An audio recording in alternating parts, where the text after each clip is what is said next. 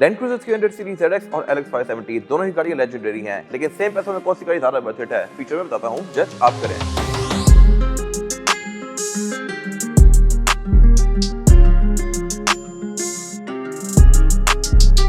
और अगर land cruiser या LX में से आपको चूज करना हो तो हर किसी का आंसर सिंपल ही होगा LX, क्योंकि लेक्सस लग्जरी के लिहाज से बहुत नेक्स्ट लेवल पे है। ये गाड़ी थोड़ी कम लग्जरियस है, लेकिन LX की 600 सीरीज 300 सीरीज से बहुत ज्यादा महंगी है।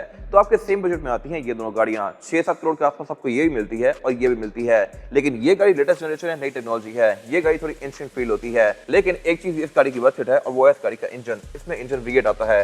अभी इनके स्टार्टअप चेक करवाता हूँ आपको। ये लैंड क्रूजर का स्टार्टअप जो ये काफी पोलाइट सा है, और ये LX 570 का स्टार्टअप, इसमें इंजन V8 आता है।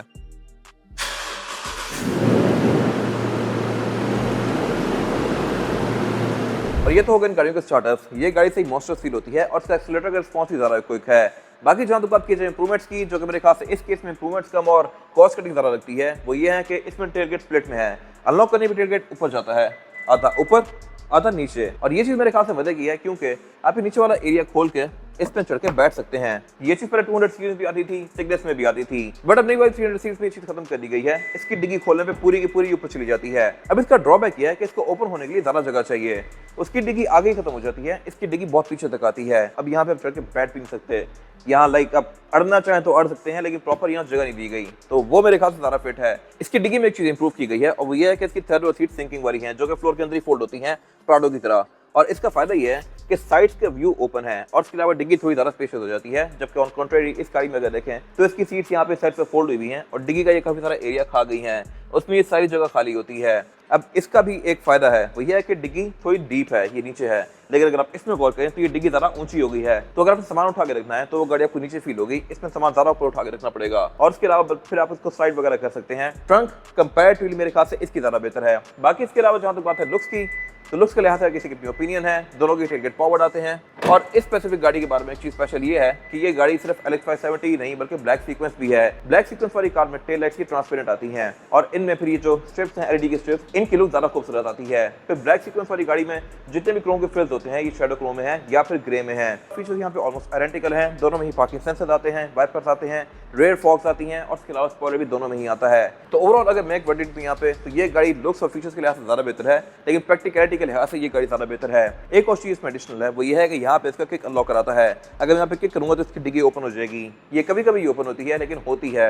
इसमें फीचर नहीं है। बाकी जहां तक बात है लुक्स की, तो यहाँ पे किसी की अपनी ओपिनियन है। मेरे ख्याल में तो ये गाड़ी अभी भी ज्यादा खूबसूरत है, लेकिन कुछ लोगों को ये शेप ज्यादा पसंद आई है, ये थोड़ी एंशिएंट लगती है। ये गाड़ी क्योंकि 20 मॉडल है और ब्लैक सीक्वेंस है, तो इसका फ्रंट भी ऑलमोस्ट पूरा ही ब्लैक है। 20 में ग्रिल भी ये वाली दे दी गई थी और इसकी लुक्स थोड़ी ज्यादा मीन आ रही है। जबकि ये गाड़ी ऑन द अदर हैंड काफी सिंपल सी है और ये सही लाइक अंकलों वाली लुक देती है।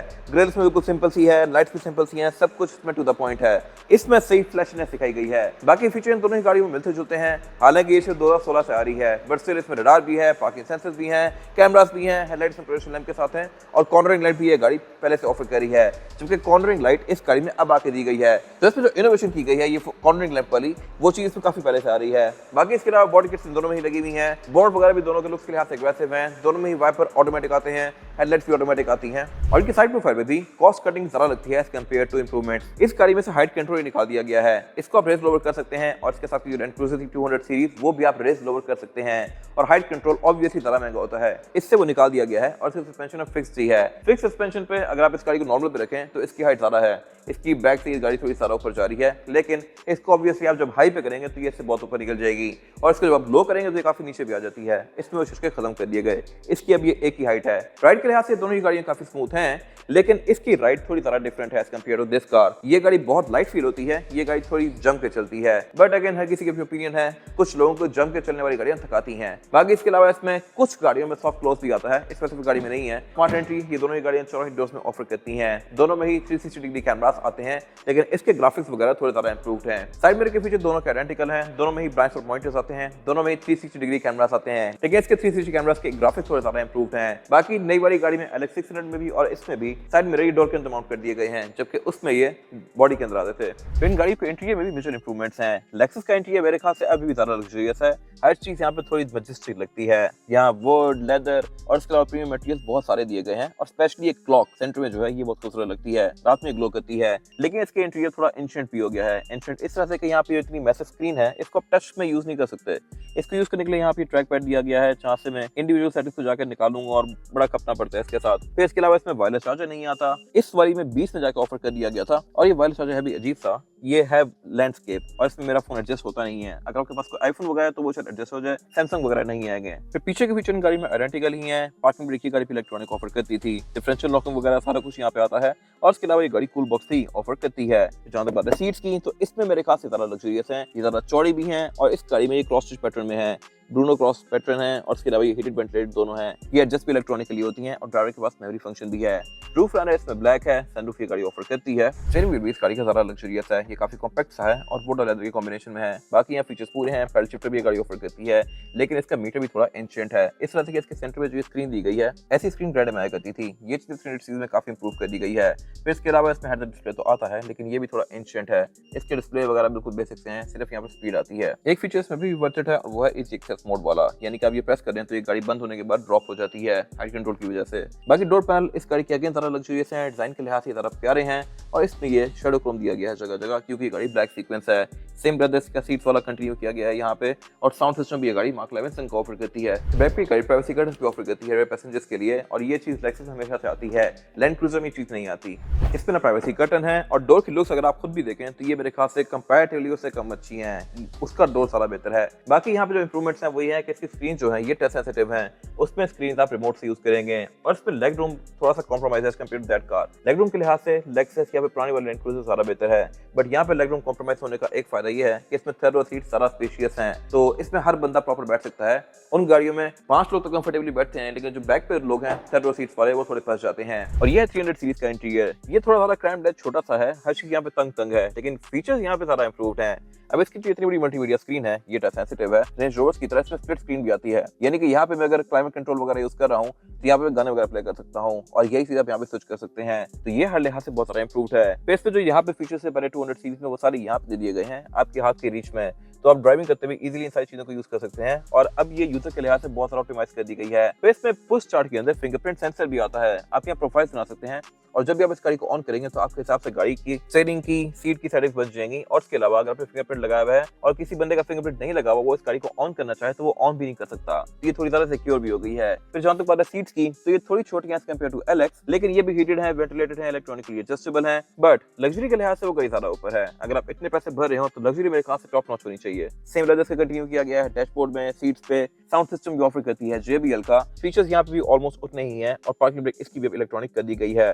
ड्राइव मोड आप इसके यहाँ से एडजस्ट करेंगे। इसमें जो सेंटर कंसोल है ये भी कूल्ड है और इसमें एक और इंटरेस्टिंग चीज ये है कि इसको आप तीनों तरफ से ओपन कर सकते हैं, ड्राइवर अलग से, पैसेंजर अलग से और पिछले पैसेंजर भी इसको यहाँ से ओपन कर सकते हैं इस तरह से। इसके अलावा ये गाड़ी सनरूफ ऑफर करती है। लोग एक्सपेक्ट कर रहे थे कि इसमें पैनोरामिक रूफ आ जाएगी, बट नहीं दी गई। और ये है फिर क्रूजर का स्टीयरिंग व्हील, ये भी लग्जरियस है, लेकिन मेरे ख्याल से एलेक्स से ज्यादा बेहतर है। मल्टीमीडिया कंट्रोल्स वगैरह यहाँ पे थोड़े इंप्रूव कर दिए गए हैं, बट ये पैडल शिफ्टर्स नहीं ऑफर करती।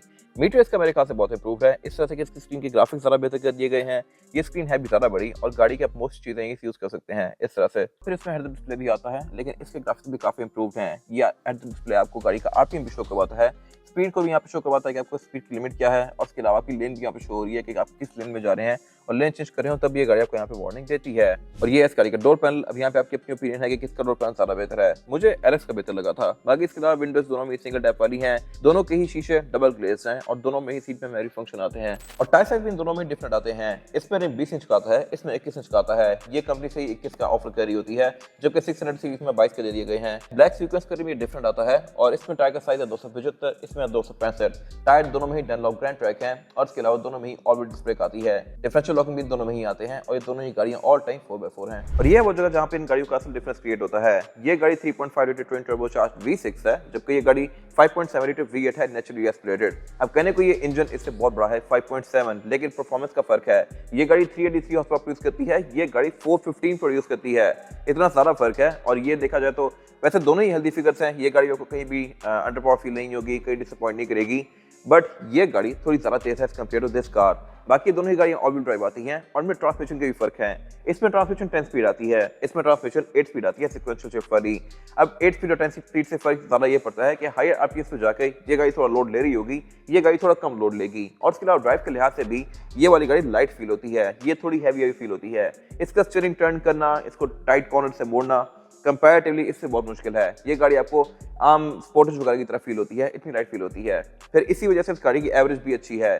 ये गाड़ी आपको तकरीबन एवरेज देगी 6-7 तक की, डिपेंडिंग अपॉन ड्राइविंग पैटर्न। बहुत प्यार से चलाएंगे तो ये 7.8 तक भी जा सकती है, जबकि ये गाड़ी 5 से ऊपर नहीं जाती। और अगर आप इसको थोड़ा रफ चलाएंगे तो ये 3-4 पे भी आ सकती है। इस गाड़ी का एक प्लस है वो ये है कि ये इंजन वर्ल्ड वाइड बहुत पहले से आ रहा है और ये टेस्टेड इंजन है, जबकि ये इंजन कंपैरेटिवली न्यू है और इसके वर्ल्ड वाइड काफी सारे इश्यूज आ रहे हैं।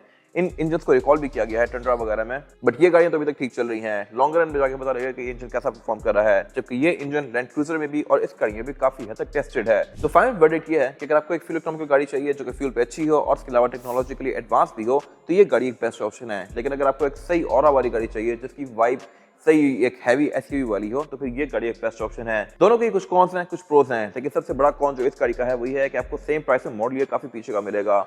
अब ये गाड़ी कहने को 2023 मॉडल है, बट सस्ती है इस गाड़ी से भी। ये 20 मॉडल है और इसकी डिमांड 7.5 करोड़ है। ये गाड़ी 23 मॉडल है, 26 की फ्रेश इंपोर्ट है और इसकी डिमांड 6 करोड़ 85 लाख है। ये अनरजिस्टर्ड है, जिसको नंबर आप मर्जी का लगा सकते हैं, इसको नंबर लगा हुआ है और ये थोड़ी चली भी हुई है पाकिस्तान में। बाकी ये गाड़ी पीपीएफ हुई है, ये गाड़ी बिल्कुल फ्रेश इंपोर्ट है। 685, 750 ये गाड़ियां सेगमेंट मोटरस्पोर्ट के पास अवेलेबल हैं। अगर आपने इनके बारे में कोई इन्फॉर्मेशन लेनी है तो आप दिए गए नंबर पे कॉल कर सकते हैं। अगर आपको ये वीडियो पसंद आई है तो उसको लाइक कर लीजिएगा, चैनल को सब्सक्राइब कर लीजिएगा और अगर आपके पास इन गाड़ी से रिलेटेड कोई भी राय है तो उसको कमेंट सेक्शन में शेयर भी जरूर कीजिएगा। Thank you for watching.